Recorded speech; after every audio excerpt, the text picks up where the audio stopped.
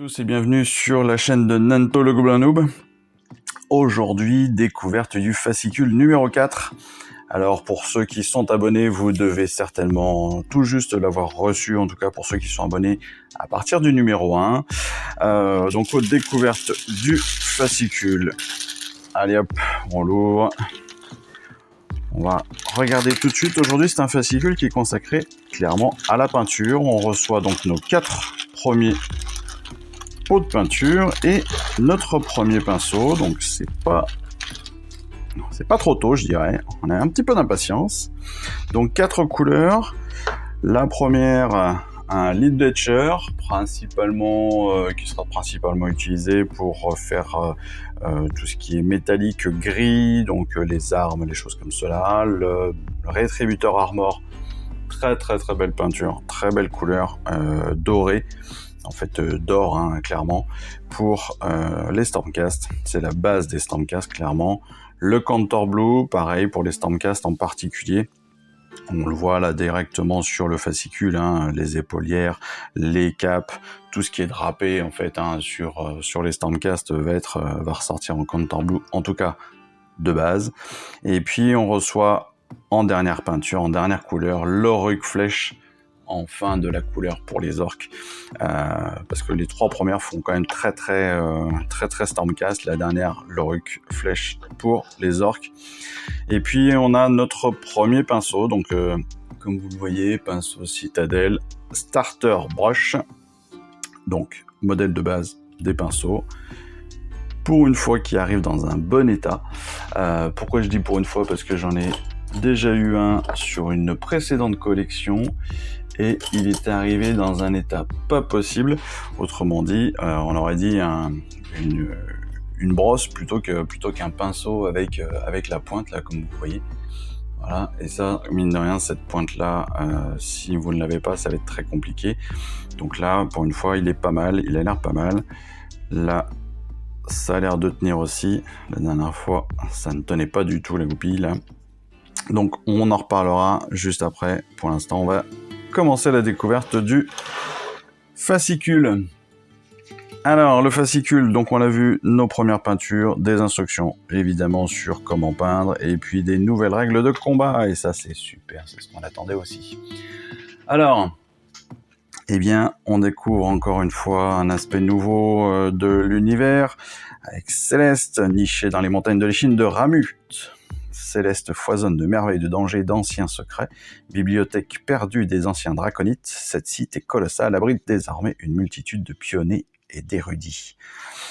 Donc ça, cette partie de découverte du fluff, hein, clairement. Donc tout ce qui tourne autour de l'univers, c'est toujours important de le lire, c'est important de le comprendre aussi. Ça permet de bien se positionner aussi dans sa collection, dans ses armées, de savoir exactement aussi quelles sont ou quelle est celle que vous allez vouloir jouer. Je pense que ça permet de bien se positionner, de bien être sûr que ça nous ressemble, et ça c'est important qu'une armée nous ressemble un petit peu. On a différentes catégories de joueurs, hein, clairement. Il y a ceux qui vont être là pour la compétition et pour gagner, ceux qui vont être là pour le plaisir, et souvent ceux qui sont là pour le plaisir, comme moi je dirais, bien on est là clairement à choisir l'armée qui nous ressemble, ou en tout cas qui nous plaît le plus. Voilà. Et le fluff, ça permet entre autres de pouvoir décider de tout cela.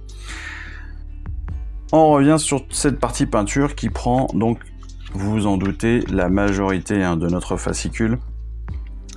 Je reviens dessus. On en a déjà un petit peu parlé la dernière fois. Je vous avais fait une petite vidéo en anticipé dessus, sur comment s'organiser, quel matériel il va falloir avoir. Donc évidemment, on va avoir nos pots de peinture, mais pas seulement, je vous l'ai dit, un pot à eau, histoire de nettoyer nos pinceaux à chaque fois que l'on s'en se sera servi. Nos pinceaux, bien évidemment. Alors, pour l'instant, si vous en avez d'autres, n'hésitez pas, hein, vous pouvez en trouver très facilement dans des petits magasins de loisirs qui peuvent tout à fait faire l'affaire pour de l'acrylique. Ça se trouve très facilement. De l'essuie-tout, bien sûr, essuie-tout, torchon, enfin tout ce que vous préférez pour pouvoir essuyer, nettoyer vos pinceaux. Bon, le fascicule parce que il va nous donner des aides. Les figurines, bien évidemment, on va pas se peindre les doigts, hein. Enfin si, un petit peu, mais bon, ça c'est plus des ratés qu'autre chose. Et puis la palette. Alors ici, il nous présente la palette sous forme papier qu'il propose dans les magasins Warhammer, mais encore une fois, vous avez des palettes que vous allez trouver dans le commerce ou que vous allez récupérer quand vous étiez petit. Vous pouvez trouver une vieille assiette. Enfin voilà. Soyez imaginatifs, encore une fois, je vous ai dit, moi je travaille avec une palette humide pour lequel j'ai trouvé un tuto sur internet, ça va très très bien, ça m'a rien coûté quasiment, et c'est parfait. Les différents styles de pinceaux, donc on vous explique bien qu'au fil de la collection, en fait, on va avoir différents pinceaux. Là, on démarre avec un starter brush, mais en effet, on va avoir d'autres pinceaux. Des pinceaux de base, des pinceaux pour les dry, c'est-à-dire pour les brossages à sec, pour les layers, c'est-à-dire pour les peintures très diluées qui vont permettre de faire des effets aussi dans les reliefs de nos figurines, et puis des spatules à texture en particulier pour les socles. Donc ça aussi, il va falloir s'y habituer parce que en fait, ces différents mots, ces différentes catégories de pinceaux c'est des éléments qui vont nous être rappelés régulièrement, donc autant qu'on sache vraiment à quoi sert quoi et comment ils sont faits, parce qu'en fait, ils ont aussi des formes différentes, ils ont des spécificités différentes, et donc on peint pas de la même façon tout à fait avec certains pinceaux plutôt qu'avec d'autres.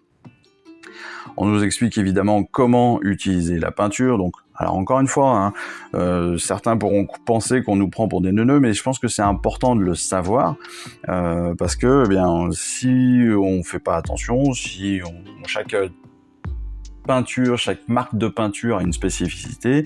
Là, en l'occurrence, les pots Citadel, ils ont quand même cette petite spécificité de s'ouvrir ou de se fermer peut-être un petit peu plus difficilement que certains autres.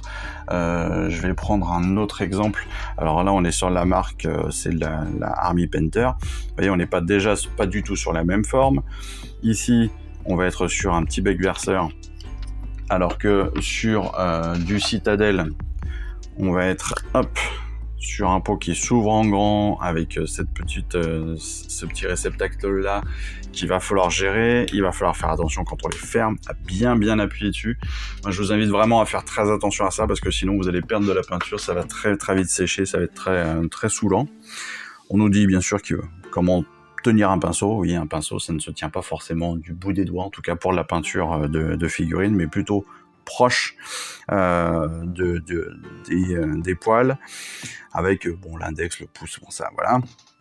Chacun verra comment ça l'arrange. On prélève un petit peu de peinture, on fait son mélange sur sa palette, et on y va. Pour la peinture, attention, hop, je reviens sur le pinceau. Vous voyez, sur le pinceau, on a donc nos poils, et puis on a derrière une autre partie, je ne me rappelle plus comment elle s'appelle d'ailleurs, cette partie, je l'ai vue quelque part très rapidement. Je crois que ça s'appelle tout simplement la goupille, mais je voudrais pas dire de bêtises, donc je vérifie au max.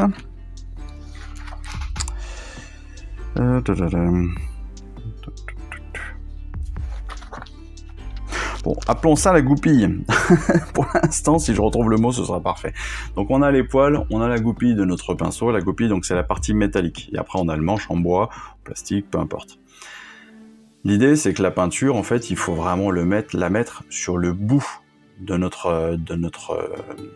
nos poils, et faire en sorte qu'elle n'aille pas jusqu'à la goupille. Pourquoi ?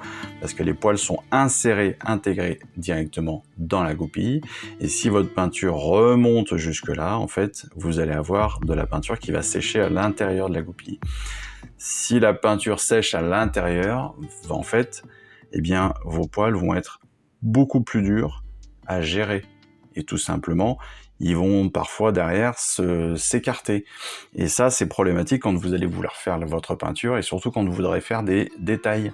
Parce que si vous avez 2 dents de poils, pour faire un petit point, ça va être compliqué pour aller le chercher. Donc il faudra vous le tourner, etc. Enfin, très compliqué. Donc, pour la peinture, prenez le temps.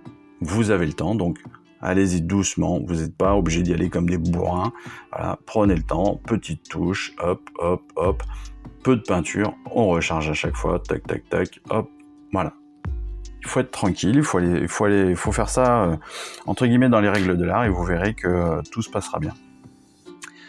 Ensuite, on va nous expliquer comment faire les sous-couches, comment faire les premières couches de base, comment utiliser la palette, n'est-ce pas? Et ça, encore une fois, ça va être c'est important aussi. Hein, pour ceux qui savent pas du tout faire, mais écoutez, c'est plutôt intéressant d'apprendre là aussi, étape par étape. On va changer de couleur, on va nous expliquer aussi potentiellement peut-être des éléments sur comment est faite la peinture, non même pas. Bon, par contre, on en parlera nous ensemble.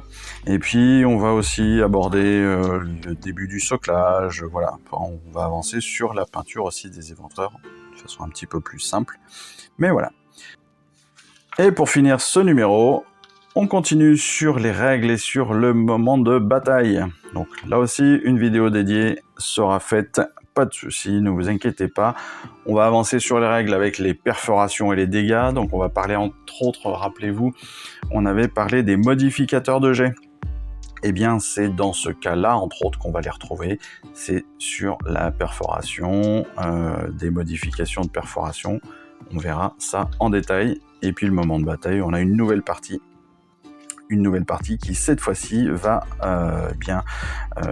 engendrer un plus gros combat, hein, parce que la dernière fois on était à 5 contre 4 si je me trompe pas, là on va être à 12 contre 6, donc c'est déjà une bataille qui est un peu plus importante, un peu plus intéressante, et donc le moment va être aussi un petit peu plus long, mais vous voyez, toujours détaillé, étape par étape, des explications, et là voilà, c'est parfait, on va pouvoir avancer tranquillou. Présentation derrière des 5 et 6, on va le voir, hein, vous avez vu que je les avais reçus évidemment, donc le 5, le Praetor Primus, et donc toutes les explications qui iront avec dans une prochaine vidéo.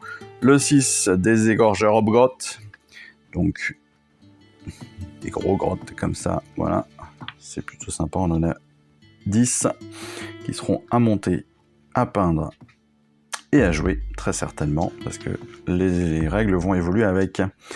Et voilà, c'était notre numéro 4. Donc, 4 pots de peinture, un pinceau, des premières consignes de peinture, une nouvelle règle, une nouvelle bataille, un super fascicule. Génial. Je suis très content de l'avoir reçu. On va pouvoir avancer sur pas mal de choses. Donc, eh bien, écoutez, c'était un petit moment de bonheur aujourd'hui. Et puis en plus, on a donc notre nouveau mug pour partager ce petit moment tranquillou. Donc tout ça est parfait. Moi, il me reste plus qu'à vous remercier, à vous inviter à vous abonner si vous n'êtes pas encore abonné à la chaîne. Ça m'aide beaucoup, hein, pour me rassurer et pour me dire que bien, mes vidéos sont pas si mal que ça.